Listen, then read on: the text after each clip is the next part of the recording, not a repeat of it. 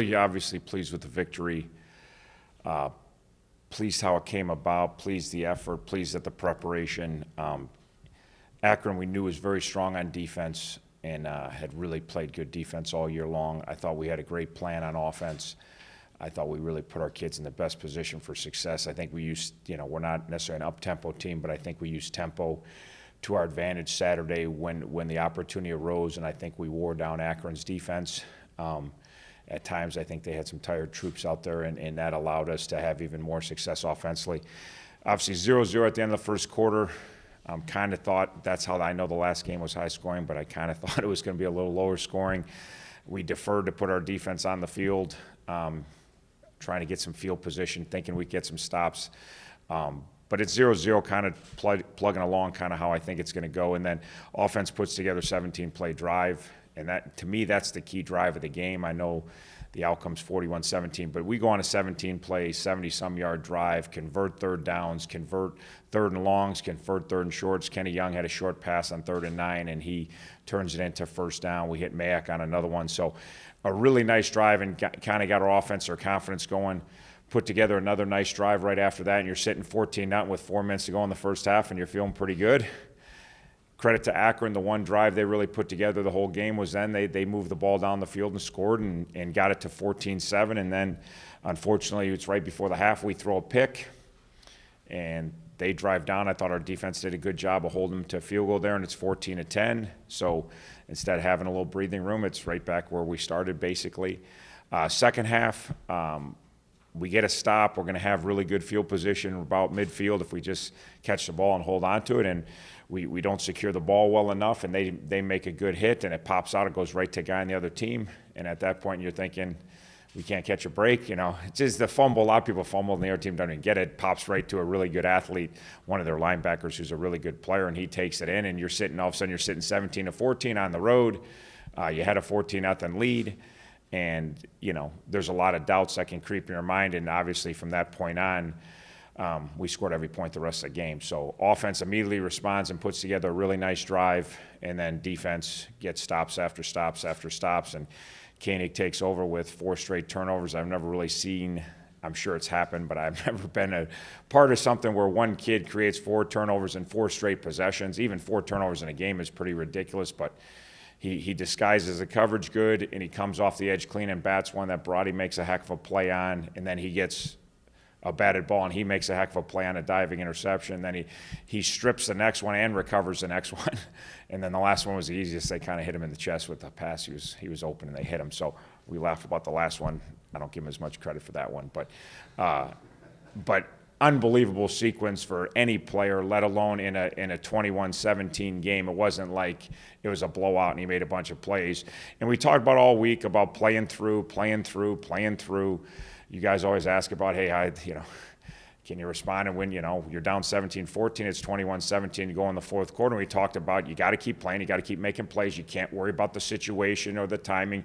You got to keep playing in the moment and just stay aggressive. And that's what our kids did best this week is when we got down, we didn't flinch. When it was 21-17 in the fourth quarter, our kids kept trying to make plays. And obviously we made all the plays in the fourth quarter.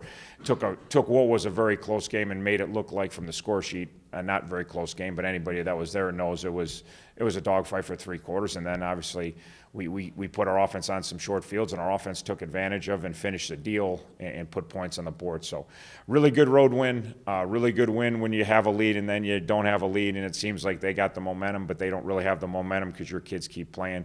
And then like we talked all week, we're making more and more plays on both sides of the ball. We got to continue that playmaker mentality and just keep pushing. Like, don't worry about the score. It's our league. It's close. You look around the league, at some point people are going to realize it. OU's going to kill Kent. No, they're not. They're down 26-20 with 2 minutes left. Toledo's going to kill Bowling Green. And no one, I asked the team, I said, anybody look at the Toledo Bowling Green score? Well, it's 52-34, so what everybody thought, right? It's 31-28 in the fourth quarter, and Bowling Green has the ball. And it's at Toledo. But no one, you look at the final, and then Toledo made some plays and put the game away. But that's our league. And you look at all the scores, it's a dogfight every week. And like we were talking about last week in here, like you have to have the ability to keep playing and just keep playing and keep trying to make plays. And keep making plays on offense, keep making plays on defense, keep making plays on special teams, and don't worry about the plays that they make because every team in this league can make plays. So it's our kids did a much better job of it, and obviously having Kenny Young back makes a big difference. Having Tommy Doyle back made a big difference. We didn't have Junior. Miles Reed stepped up huge. Koenig was playing out of position. Koenig bumps from Will to Mike. We're trying to get Junior ready in pregame. He just can't go. So Koenig does all that, not even playing his natural position. So again, some kids really stepped up and did some nice things that maybe we weren't counting on, but that's what good teams have to do. You just mentioned all the injuries. What are some of the timetables for guys coming back in the coming weeks? Yeah, we're getting healthier offensively. All right. Becker's still limited, playing with kind of a cast on his hand, but he's out there. We'd love to have him out there more, but he's out there plugging away, getting Tommy back. Tommy didn't play the whole game, but Tommy played, and hopefully his reps continue to increase. Kenny was limited, but he made the most of his touches. But he hopefully he'll be a little less limited this week. Obviously, James out for the year, Treywick's out for the year. Junior, we'll see. DeAndre Daniels, I still think we're a ways away with him. He kind of he was close, and we thought we were going to have him on Thursday. Then he kind of had a setback. He was trying to, he's practicing on Thursday, looked pretty good. And then he kind of had a setback on Thursday. So sometimes that happens. So I think he's probably a little bit of ways away still. So hopefully, Junior's a big one this week. That there'll be some. Can he get back? He was trying everything he could, even at the field, to figure out if he could play on the thing, and just couldn't do it. And then you mentioned a couple weeks ago when James first went down that he may need surgery. Did he have that surgery? He actually, I believe right now he's getting second opinions, trying to decide what's the best avenue. I think it's inevitable, but he's trying to make sure for his own future, which he has a bright one, that he does everything right now and makes good decisions, and so he's kind of going through the process. Halfway through the season, take stock of where your team is, and going forward, you guys feel like you need to improve the most? I would say punt coverage is an area that, we caught a break Saturday when they had a dynamic return and they got a targeting penalty, which took back a touchdown, which obviously was a huge play in the game. But we've given up Minnesota, Marshall, potentially at Akron. We've given up big returns in 4 of our 6 games. So our punt coverage and our punt team, that's obviously a concern. Our offense obviously did not play to their level early. All right, the first 3 games, obviously the last 3 games, our offense has been playing pretty well. We got to keep having them play at that level to have a chance to win games. So they haven't been perfect this year, but BG, Western Michigan, and then Akron back to back. And I thought this was their best game because I thought it was the toughest competition of the 3 defensively. Obviously, defensively, we got to keep growing. We had a bad start, and then Marshall, and then we got on a pretty good run. And then a week ago, we didn't play to the level we need to play to win the game. And then we bounced back nicely this week. We gave up 7 points basically on defense again. And then the last few weeks, we're starting to get the turnovers. We were close at BG. Then we got a couple at Western. We needed 1 more at Western, but then we get 5 this week. And their confidence growing and their playmaking mentality is growing. But again, it's week to week, and you got to do it every week. And but I feel like we're going to have a chance to win. They got 5 MAC games left. We're going to have a chance to win every one of them. We're going to have a chance to lose every one of them. So like I always say, if you look around the league, it's pretty much every week. And keeping that playmaker mentality and keeping that mentality that we're just going to keep playing and try to make one more play and find a way to win close games. And we're 2-1 in the league right now.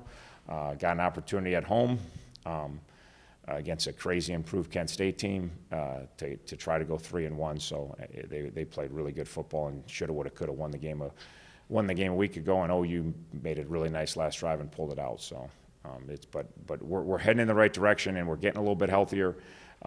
And we just got to keep pulling from the positives each week and keep working on those things that we know we still got to improve on.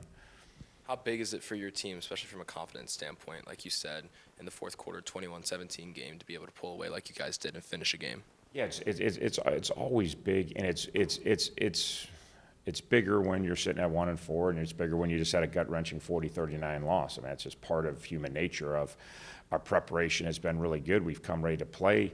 But the mentality, the sidelines was different. We talked a lot about Western Michigan and we talked about in here just about you can grow from those experiences or you can will from those experiences. And we got to grow. We got to grow from those hard moments. And there was a collective, when that punt returned Saturday, you looked around on our sidelines and it was better. It wasn't, we were reeling, but we weren't. You know what I mean? We should have been in their sidelines going crazy and they think, hey, we got down 14, now we're rolling, we're at home and we beat Northwestern and we got, we're going to, but our kids did a little better, obviously, Saturday of saying, hey, we got to keep playing. We got to keep playing and making plays and keep attacking and don't worry about. So that's the mentality we got to keep, and it's hard. And if you keep that mentality, it doesn't mean you win all the close ones, but you give yourself a much better chance if you can play through. And at that moment to say that the Miami faithful who are there are paying attention, you're sitting 17-14, that you're going to go on a 24-0 run the rest of the game, there'd be a lot of people tell you, no way, this is, and you could hear it, the fans are right behind us, and they're getting upset and starting to yell at our sidelines, and there are fans, So, and you hear them. So, and again, it makes it tougher on your kids because they're yelling negative things at us. We got a few fans that, and mostly it's probably our families, because I don't know who else is even there. And so 17-14, next year, they're starting to yell at us again, and the kids got to play. And we talked about that too. Like, you got to play through it. Like, you got to keep believing when no one else believes. And, 24 points later, you're pretty proud of the kids' effort. So what more can you tell us about Kent State? Obviously, what they did at OU should be a wake-up call for anybody who was doubting their capability. Yeah, and if you go look at the Mississippi play-by-play, go look at the Illinois play-by-play. They led Illinois in the fourth quarter. They had Mississippi on the ropes, and they had Illinois down 2 scores in the second half. I mean, they were rolling. So they've played good. They've had a tough schedule. They've played good football. Really, in all the games, I don't know that they played their best against Ball State. They played good offensively against Ball State, but Ball State really did a good job offensively. But every other game, they've either won or been in or had a chance to win. And when you're talking SEC opponent, Big Ten opponent, so they've been playing good all year. No one's just really been paying attention. New coaching staff, obviously, Coach Lewis is doing a great job. Part of the whole Baylor spread the field, go crazy fast. They've snapped the ball on 32 seconds on the play clock, which is unheard of.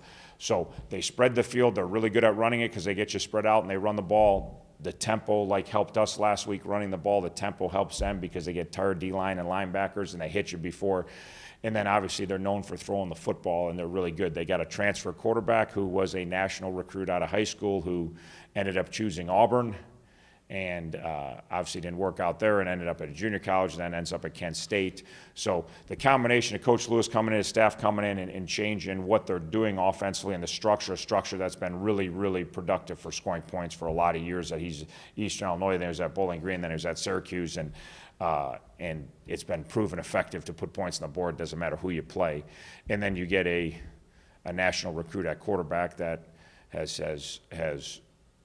opportunity arose, and they found the kid to their credit, and they brought him in, and he is 6'2.5", 236 pounds. He's rushed for 360 yards, and they don't run him a ton. It's mostly on scrambles. They do have some designed quarterback runs, but it's mostly so that would lead our team in rushing 360 yards. It's hard to rush for that many yards, and it's most of it. He's just big and strong, and he's really fast. I mean, he's a 4 or 5 star recruit, and a lot of times he just outruns people, and then he runs through people because he's 236 pounds, and he's throwing the ball very well. He can make every throw short, long, in between. He can throw it on the run. So he's a dynamic, he's the highest touted recruit probably in our league. If you come out of high school and you turn the clock back, there's probably not a bigger time recruit anybody has. So you add a really new system and a new style and a new energy and really good coaching staff, and then you add a trigger guy who can really, really hurt you.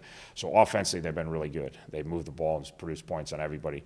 Defensively, they're vastly improved. They've really defended the run tremendously well. If you look at tailback rushing yards, there really is none. There's no tailbacks. Even the Ball State game that they scored a lot of points and was probably their worst game on defense. They didn't give up a lot of rushing yards. And they played the Big Ten team, didn't give a lot of rushing yards. They played Mississippi, didn't give a lot of rush. So they've been really good against the run. They've been a little bit susceptible against the pass, but still vastly improved all over. So obviously, if you look at their games, they played close games, and they had, OU, one of the top teams in the league. They had them. The drive before is the same deal like us 2 weeks ago. They had a drive. They had the ball inside the 10 up. If they score a touchdown, the game's over. There's less than 3 minutes ago, and they end up getting a field goal and going up 6 instead of scoring, and then OU puts together a nice drive and ends up pulling out a close 1-point win. You mentioned earlier, fans being unhappy and, yelling at you guys on the sideline. For you personally, how do you block out that noise? Game you've ever played in, coach. When you make a play, the fans cheer. When you don't make a play, that's just normal course of events. I've played and coached my whole life, and I've gone to a lot more games. It doesn't matter. You go to JFL game to the NFL, it's the same thing. You throw a touchdown, they cheer. You throw a pick, they're not happy, and that's what fans should be. Like they're crazy passionate. They put a lot of time, energy, and money into this. And when things are, when we fumble the punt, they shouldn't be happy. We're not happy. No one should be happy if you care about Miami football. And then they, so if you make a play, if we drive down, score a touchdown, they should be happy. So that's just the nature. That's what makes our game so awesome and makes sports so awesome is there's crazy passion and there's crazy people that really live and die with everything we do. And that makes sports fun at every single level. From you go to high school games and it's the fans make it, and they go to college games, NFL games, whatever, pro, whatever. It's without the fans, it's just a scrimmage. So that, but the tough thing we talk about with our kids is because our kids have to. That it's a little easier for adults that I've been coaching for 26 years, whatever. I've been yelled at and screamed at tons of times, heck, sometimes by my own family members, what the hell's going on, it's just part of the natural reaction. And sometimes they're saying the same thing you're saying, what the heck's going on, it's not like when they're unhappy, you're not, you don't understand why they're not unhappy, you totally understand, and you understand when they're happy. So, that's what sometimes I tell them, if you understand, I'm just as irritated as you act like I'm not irritated,